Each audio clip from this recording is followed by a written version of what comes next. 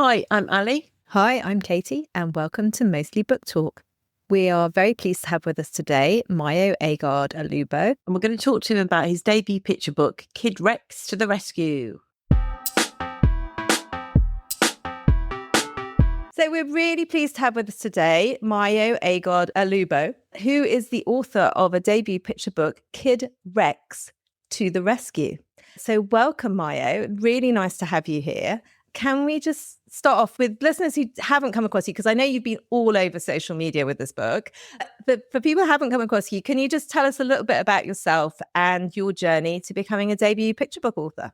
Hi, yeah, absolute pleasure to be here. It's been an interesting journey. I think probably like a lot of writers, I have always wanted to write. I've been writing all my life, and people go, how long have you been writing? The actual answer is like all my life in some capacity, but you don't always think it can be an actual career. Sometimes it's like people who get published, how do they do that? They're special people that you meet once in a blue moon, right? But yeah, I've always wanted to write a book. I've always wanted to be an author. I did a lot of writing, starting things, not finishing them, which I think is very classic. But in 2019, I decided, no, I'm going to take this seriously. I'm really going to try to figure out how you get a book published and what you need to do. And that's when I wrote my first picture books and didn't quite know what I was doing. So I just tried to write books that reminded me of the books I loved when I was a kid, and found some agents online and sent them off and got all rejections. Then I thought, all right, I need to figure out a little bit more how to do this. The big thing that changed everything for me in my career was writing programs. So I came across a writing program called A Writing Chance. It was a competition run by New Writing North and the Joseph Rowntree Foundation, and it looked like the perfect thing. 2020 is when I first saw the competition, and they were choosing writers for this program that was going to start in 2021. And it was, you get some mentorship, you get to be published an article in the New Statesman and on a podcast, and it looked really good. And at that time, I didn't quite know how to get into the industry, and it looked like a great opportunity. So I wrote a piece for that. You had to write a piece about life in 2020. Interesting time to be writing about, yeah? Yeah, this piece about life in 2020. It was the pandemic. I think like a lot of people, the pandemic was a really tough time, but it also gave us time to pause and think about what we really wanted to do. So yeah, I wrote this piece about living in the pandemic and what a tough time it was. It was a fictional piece from the point of view of the tough time that the NHS was going through. And it got me onto this writing program, which we didn't know at the time when we applied, but there was 11 of us, and we found out that this program was being sponsored by the actor Michael Sheen. So that was really cool. That ended up being really cool. And that was just a really, really great program for me to be on, because New Writing North were great about helping me and the other writers think about what kind of writers we wanted to be. And I really wanted to write children's books because I love the impact that children's books have. I think everybody remembers their favorite picture book. It's one thing you can ask anybody, and pretty much everyone will have a favorite picture book because they stay with us all our lives. And what was great about that program is it paired me with a wonderful mentor, the author Shana Jackson, who wrote High Rise Mystery and Mike Drop, and so many amazing books. She was a great person to talk to about how to get into the industry, how book deals work, and how getting published works. Am I right in thinking she had a background in publishing before she was an author, or have I misremembered that? Maybe she was an academic. I'm not sure, because when I met her, we talked about her background in art. So she worked with the Tate, and she worked with art galleries. She's done so many things. She's worked in video games. So yeah, I'm not sure, but I wouldn't be surprised. It was really great having a mentor like that. On that program, I didn't work on picture books, but I got to work on my writing. I wrote a short story, a YA short story called We Must Slay Giants, which is a fantasy story, and it's on BBC Sounds, still on a podcast called Margins to Mainstream with Michael Sheen. So that's still up. You can listen to that. We'll add a link to it. Yeah. Oh, wonderful. Yeah. And then while I was doing that program, I was still interested in picture books. I entered the Jericho Prize, which is a picture book prize for Black authors, and got longlisted for that with a different book I was writing. And when I got on the long list, Claire Malcolm at New Writing North was very encouraging and saying that I should be writing picture books as well, and I should keep exploring that, and that she would be willing to connect me with people who would look at my work. And Kid Rex to the Rescue was actually a picture book I'd written back in 2019 when I was first thinking about being a picture book author. It was the same character, but a completely different story. I decided that there was something there with that character, and I went back and I rewrote the story. And in this time, I was doing other writing programs. One of the best things about being on a writing chance, the organization was great, but also I was on it with 10 other writers, and the community was just such a special thing. And you learn about opportunities through other writers. You don't know what you don't know, do you? But once you're in the mix, finding out about it, other opportunities present themselves. 100%, absolutely. And that is exactly what happened. One of the writers on the program had done the HarperCollins Author Academy and recommended it. So I applied and got onto that. And that, again, was a wonderful experience, learning about the industry, learning about becoming a published author and what it takes. And a different writer who I'd met had done a program called London Writers Awards with Spread the Word, which is now the London Writing Centre. And that was a wonderful program because you get to work on your project and also learn a lot about the industry, and you get to meet agents. And so all these different things came together. In 2023, there was another competition called the Mayo Agard-Olubo Prize. And that's a really interesting prize run by Hachette because it changes imprint every year. So every year it's like a different genre of book. So it goes from literary fiction to crime fiction. Then the year I did it was picture books. And then it went to fantasy, adult and YA fantasy the year after, and then non-fiction. So you have to catch it at the right time. I saw that you'd won it, and I thought that's a prize I hadn't heard of. And we follow the children's prizes, but that makes sense that it's only a children's book prize every few years, or maybe even every 5 or 6 years. But it sounds like it. Yeah, so it was the right time for you. It was really the right time, and I entered that.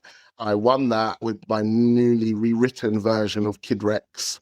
And that was everything coming together. Part of the prize was that Hachette was going to take it to an acquisitions meeting. They were going to review it and decide whether they would publish it. And I immediately jumped on that. And I emailed some of the agents who I'd made contacts with through London Writers Awards and said, hey, I've got this picture book going to a publisher, and they're going to decide whether or not they publish it. And I'd like an agent to help me through this process.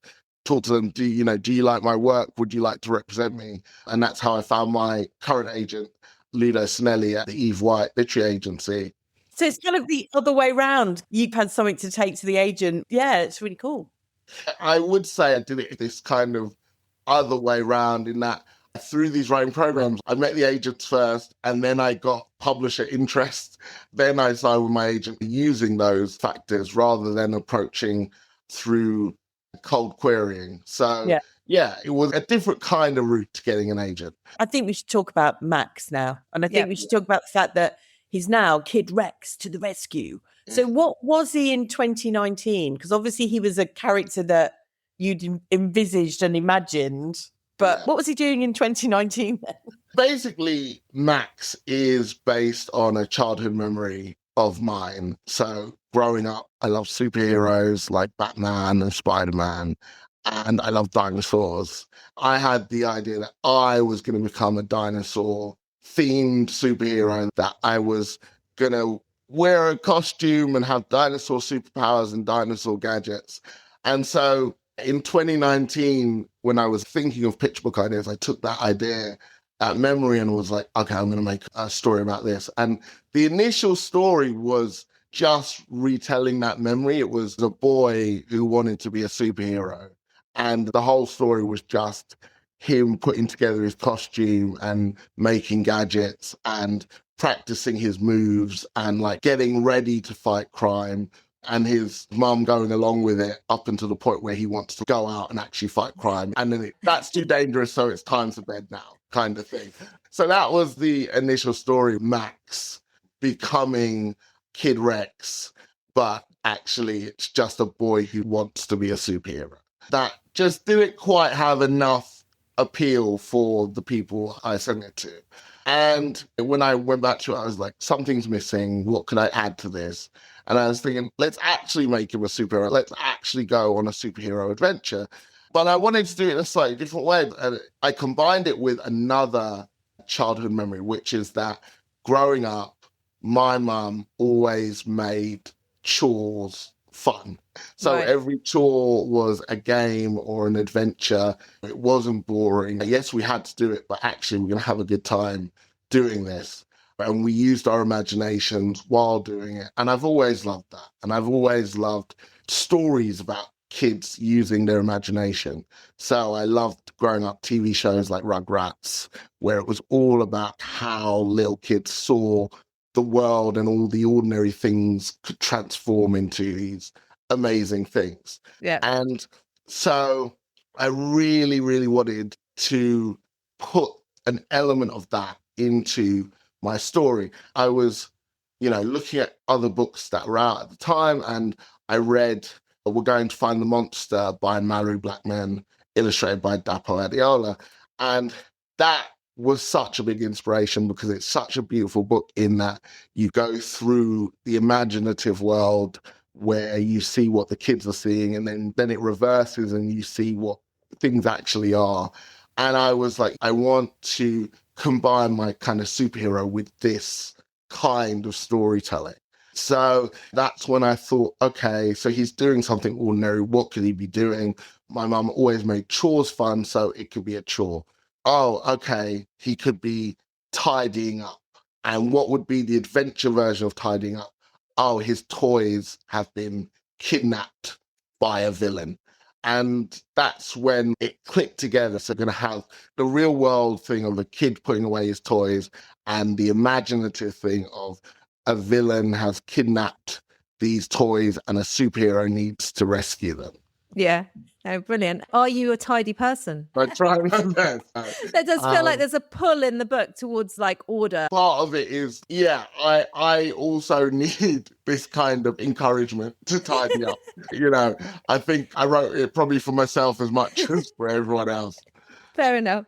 The illustrations are by Diane Ewan. Yes. And she's illustrated big names as well. What was it like seeing your world come to life, seeing Kid Rex appear?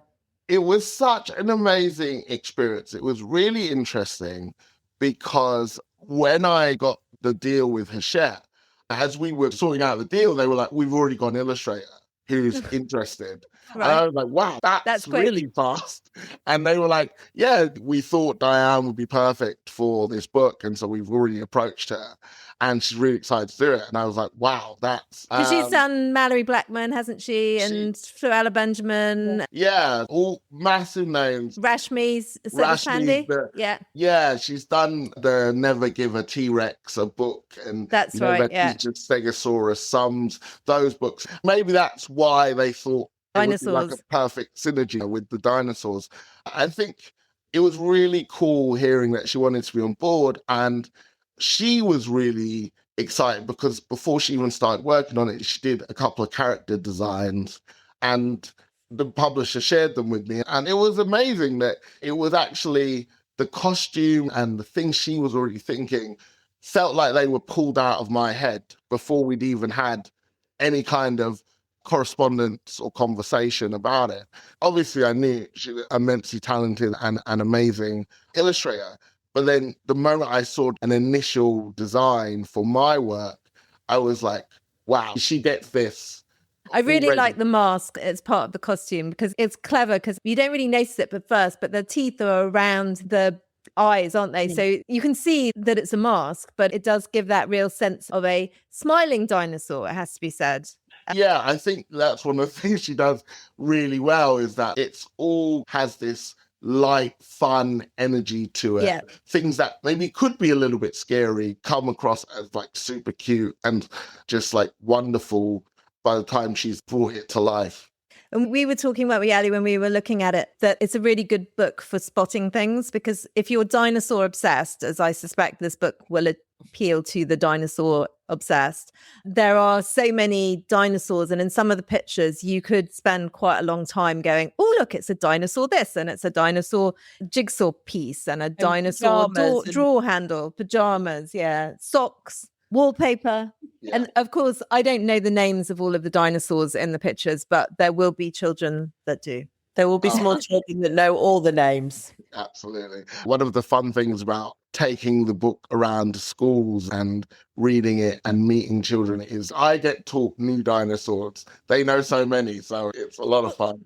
The thing is about dinosaurs is that they've changed the names of them since we were children.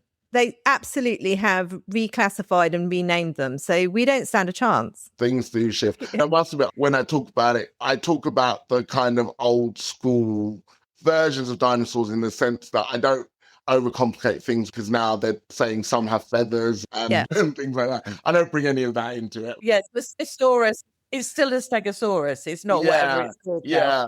It's an amazingly shifting world for animals that haven't been around for 63 million years.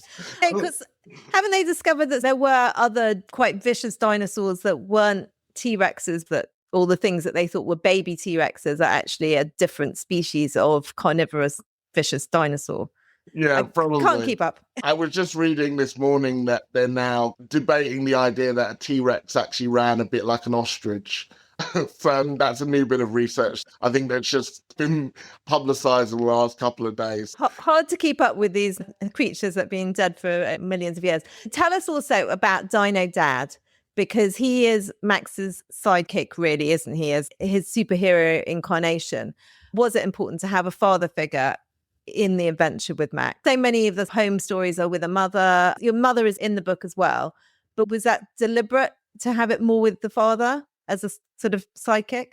I think it was. I think I was conscious that's a dynamic that I feel like I don't see a lot in picture books, especially between a young black boy and his father. So I did want that to be the dynamic. And I wanted to have elements of both my parents in this book. And in a sense, sadly, my dad passed away when I was very young. He passed away when I was before my first birthday. So I never really got to know him that well, but I knew him in terms of the way my mother kept his memory alive through stories. And he was a fantastic artist, so our house was full of his art and things like that. And on a personal level, I wanted to explore the relationship that I didn't really get a chance to have in these books. And then on a kind of wider level, I wanted to have a book that represented a strong, caring dynamic between father and son. It's lovely. It's really nice. It is lovely. And I love as an adult reading it, and you draw back and you're like, he's collecting all the monsters. Then you wrote, oh yeah, he's just in his bedroom. He's in the bath. He's not gone very far, but he's having a massive adventure. It is super cute. And you're also a poet, and you write in like prose and verse. And did that shape the kind of rhythms of Kid Rex when you were writing it? Yeah, I think that my experience in poetry is really useful in picture book writing, because I think whether it is a rhyming or non-rhyming picture book, I always try to have a sort of poetic rhythm to my writing, and I want a sort of lyricism to my writing. I think whenever I write, I try and put the best elements of my poetry into my writing, even if it's prose. I think that's an important part of my writing, that background in poetry.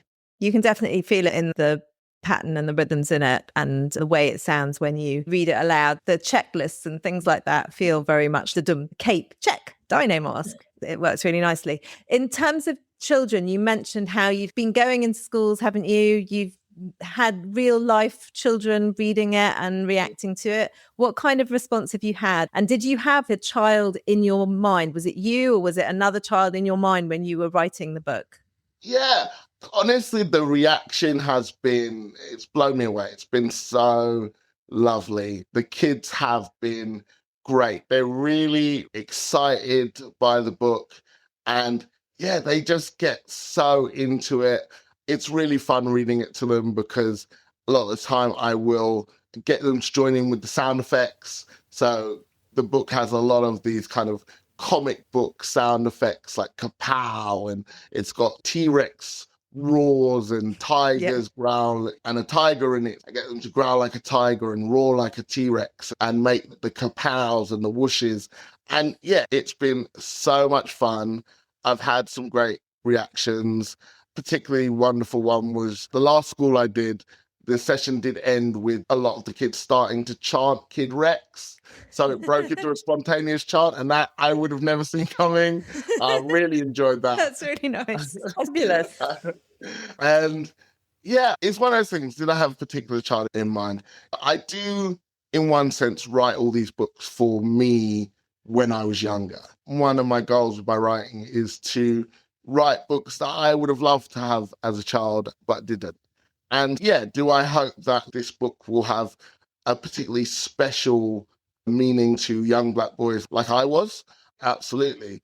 But in a sense, it's also just for any child who wants a book that is a fun adventure. And I think that's pretty much all children. So yeah, it's both for little me, but also for any child that loves adventure. Yeah, and there will be lots of dinosaur fans there that will like it. I was going to say, have you got the superhero outfit? Have I got the superhero outfit? So a lot of people have asked me that. No, like I have not. I think I need to put a costume together. But I'm very much enjoying getting sent photos of kids who have cobbled together a Kid Rex costume already. I've seen quite a few makeshift Kid Rex costumes from children out there, and that has been really fun. That is fabulous. That's so great. I think you should go for a mask. Definitely get a mask done. Yeah, just the mask bit would be cool. Because my son's now 21, but when he was little, he had a superhero that was called Super Dupe. Well, I made him a little cape and it had a lightning thing on the back of it. And he spent a lot of time running around the house in his Super Dupe cape. He's 21 now. He'll really appreciate you sharing that. Yeah. Anyway, that's what he was Super Dupe. You mentioned that part of your thinking was having a book that Black boys would recognize themselves in. And you have written about representation in books and the representation of children of color and just having that diversity in books.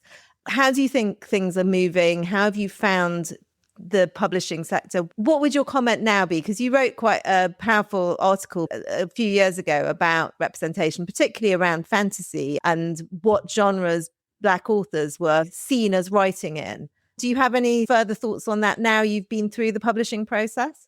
Yeah, it's interesting. I would say that I do think there's been progress. I do think I've seen, since I wrote that article, quite a few really, really good books come out in all different genres, in fantasy and in a lot of different genres. I think there's been progress. I don't think there's been loads of progress. I think one of the things that can happen is that a few very high profile releases can make it seem like more is happening than it actually is when you then see the reports and you see the absolute numbers and you realize it probably still hasn't shifted that much. It's tough out there for Black creatives and creatives of color because one of the, I think, very interesting reports is the IBC Inclusive Books for Children report, which shows that even as representation kind of increases, the people behind these books isn't maybe shifting as much. That report showed that in a lot of these children's book categories, these books are coming from over 50% white authors. Sometimes even when the percentage of on-page representation is going up, who's actually getting to tell their story isn't shifting as much. And sometimes the industry does respond to these things by asking their established white authors to just add diversity to their books, rather than championing both the established authors of color and new authors of color to be able to tell our stories. I think I've seen progress. I think we still need a lot more. I think the publishing industry really still needs to focus on allowing a more diverse range of creators to tell their stories and supporting those books, because it's not just about what gets published, but it's also about what gets marketed and pushed and what shows up on the bookshelves. It's one of those things that a great thing to have data about would actually be the diversity of book shops, the shelves, because when you look at what's newly being published, that's great, but also a lot of classics hang around for a very long time. How much is that shifting the actual, like when a child walks into a bookshop, what they see on the shelves? And I think the last thing is just the fact that actually it's also worrying that the progress we have made feels increasingly at risk. We're now seeing this whole concept of book bans. It has really swept through the US, but now we're seeing it in schools over here in the UK. And so it's like, we're also at a time where I'm worried about what has been done actually going in reverse. We're at a tough moment with this stuff. And I think it's really a moment where we need to commit more than ever to diversity, because having a real range of stories is, I really believe that's what gets kids of all types reading. I know that publishing as an industry might want to chase the things they think sell the best, but if you only do that, you leave a lot of readers out, and you leave a lot of people who could be your customers, who could be readers, but never see anything for them. You leave them behind.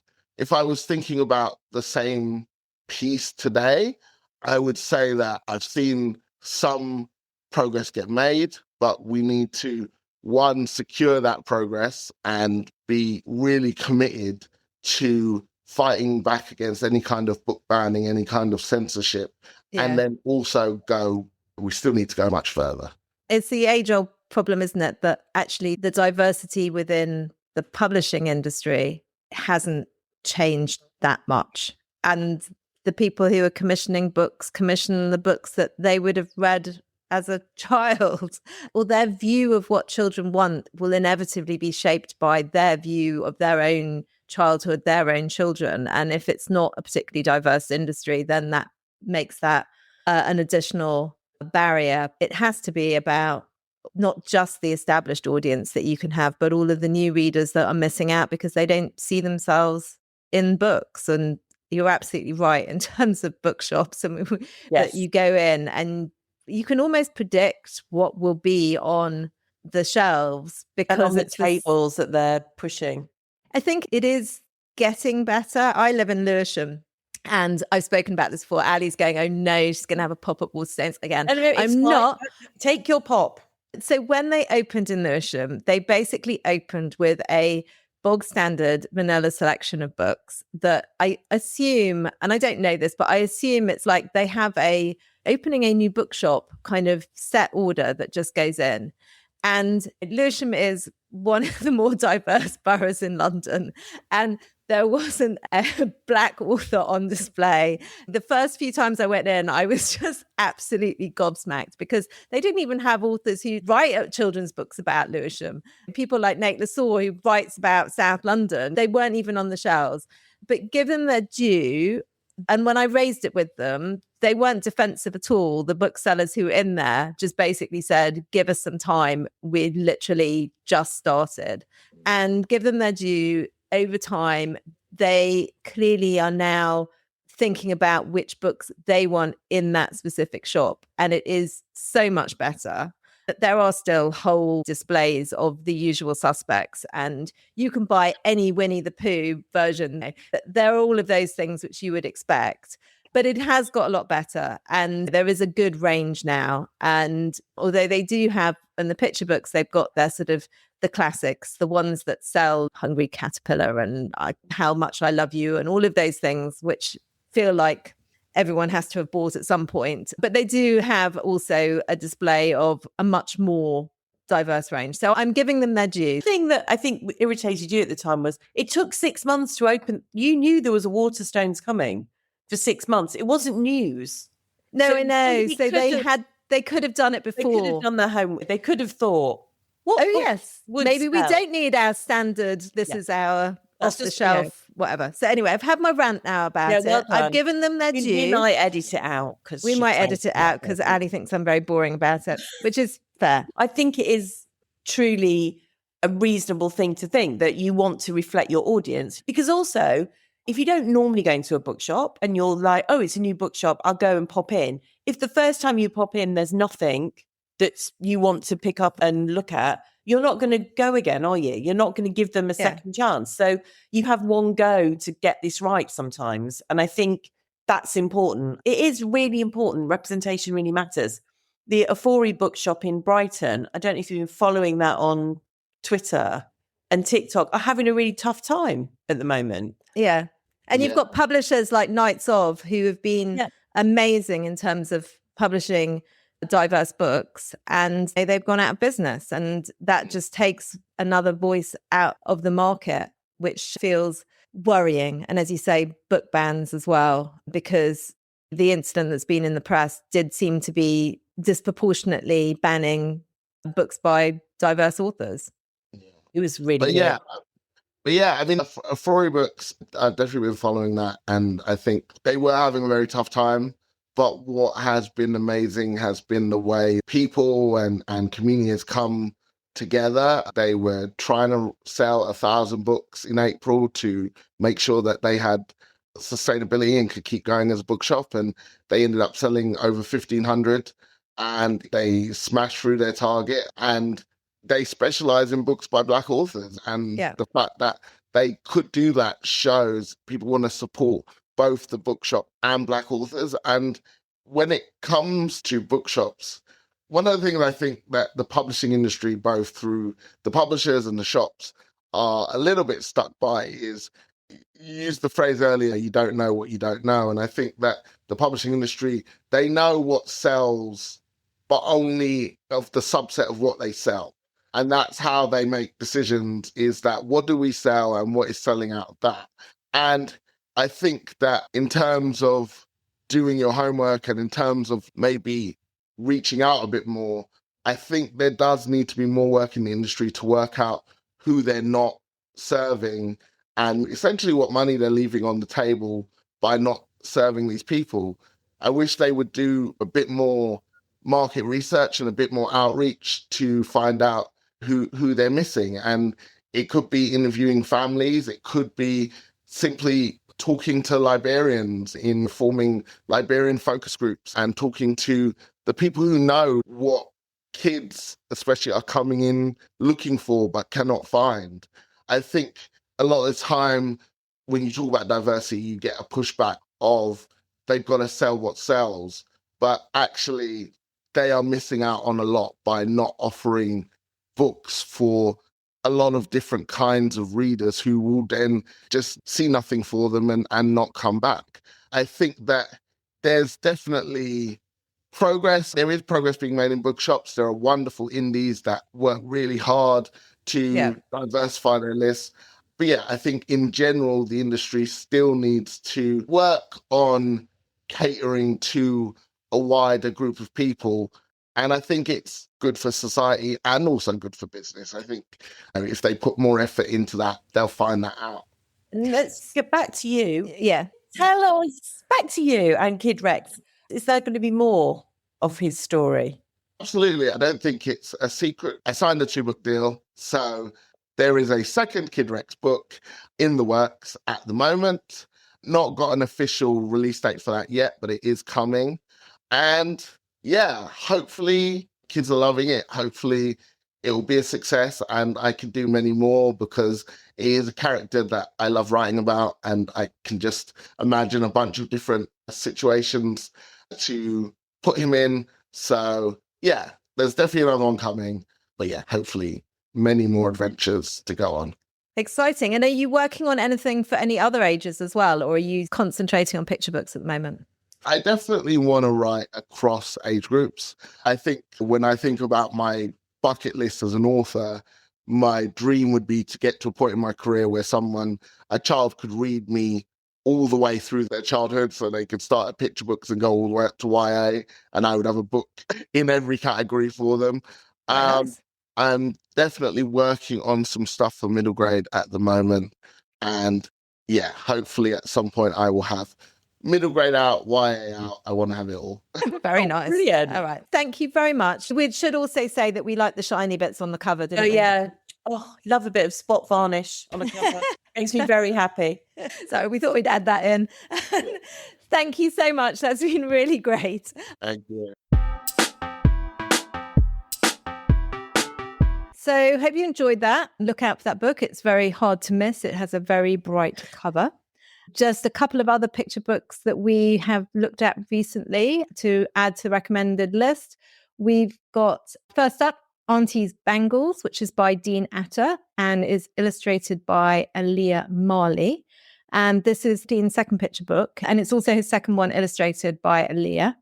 The first one was Confetti, which was a kind of celebration of everything, really, wasn't it? And bright colours and lots of confetti. This one has a more serious theme and tackles grief. Theo and his cousin Rama are used to have sleepovers and dance, but since Rama's mum, Theo's auntie, died, everything feels quiet. And Theo just wants to know what he can do to make it better for Rama. But his mum says that all he can really do is just be kind and give her some space and time. And the bangles become the thing that they remember Auntie by. They jingle jangle as she cooked, and it's quite a sort of rhythmical book. That's a sort of refrain, isn't it? The jingle jangling. And they also remember things that they read together and that they cooked together and that they danced together. And slowly, Theo helps Rama find joy in those memories again. And so it is about grief, but it's in a very age-appropriate way. It is a sad book in some ways, but it's sad but hopeful. Sad but hopeful. And it definitely be a way in to help to have difficult conversations, but not necessarily just with a child who might be experiencing that, but just a sort of general way of opening up those discussions with a younger age group and having those conversations before perhaps you need to. Yeah, which is probably a good thing to do, because it's kind of one of those things you don't want to have to do when you get there. You probably want to have thought about it a bit before you do get into that situation. So that's that one.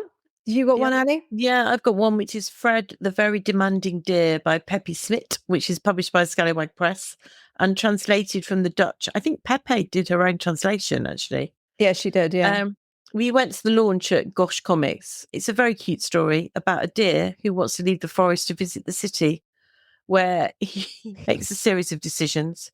He needs shoes to walk about on his hind legs and hands so he can eat chips. He then kind of has a little lie down in the park and realizes that he's missing the forest.